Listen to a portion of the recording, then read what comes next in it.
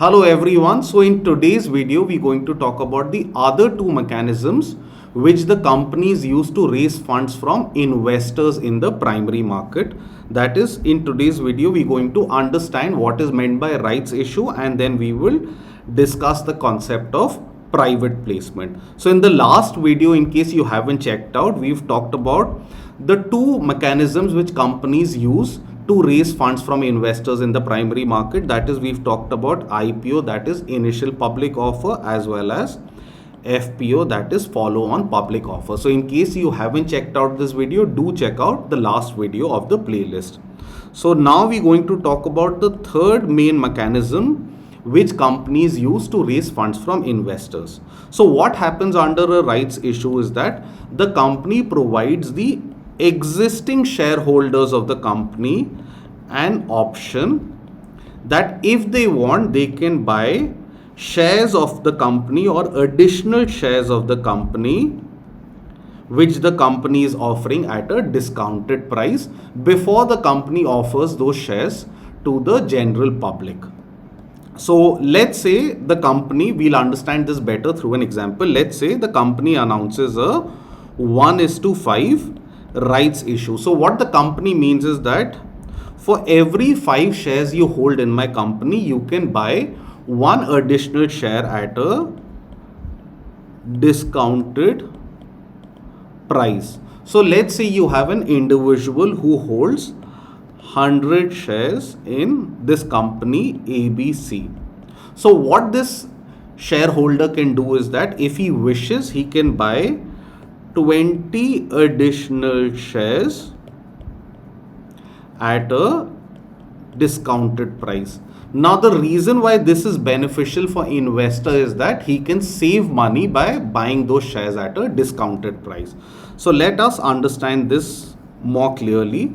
Let's say the company is offering its shares in the market for 250 rupees, but it is under rights issue allowing the existing shareholders to buy those shares for 200. So the existing shareholder clearly can buy 20 shares for 4,000 rupees. But on the other hand, someone who did not own the shares of the company will have to spend 5,000 rupees to buy the same 20 shares. So this is the benefit which the existing shareholders of the company are provided via the mechanism of rights issue. So to quickly compare the mechanisms of rights issue and FPO, so under rights issue, the company first allows the existing shareholders the option to buy shares at a discounted price before it offers those shares at the normal price to all the investors in the market. On the other hand, FPO is a mechanism whereby company raises funds, which is already listed in the market, raises funds from investors in the market. So the mechanism of FPO deals with all the investors, whereas rights issue deals with existing shareholders first.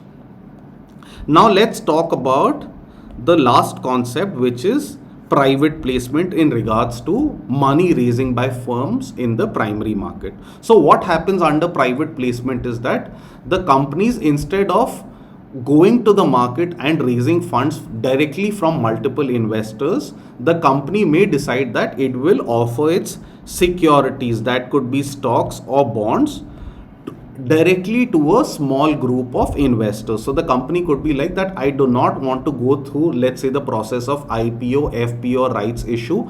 I do not want to deal with SEBI because there are multiple requirements and challenges. What I will do is that I'll offer my shares directly to a small group of institutions such as insurance companies, say LIC, or high net worth individuals. We know that you have multiple startups such as Swiggy, which have raised funds via the private placement route from entities such as venture capitalist firms. So if a company wants to directly deal with a small group of investors instead of offering its shares in the market in general to all the investors, the company can go for the mechanism of private placement.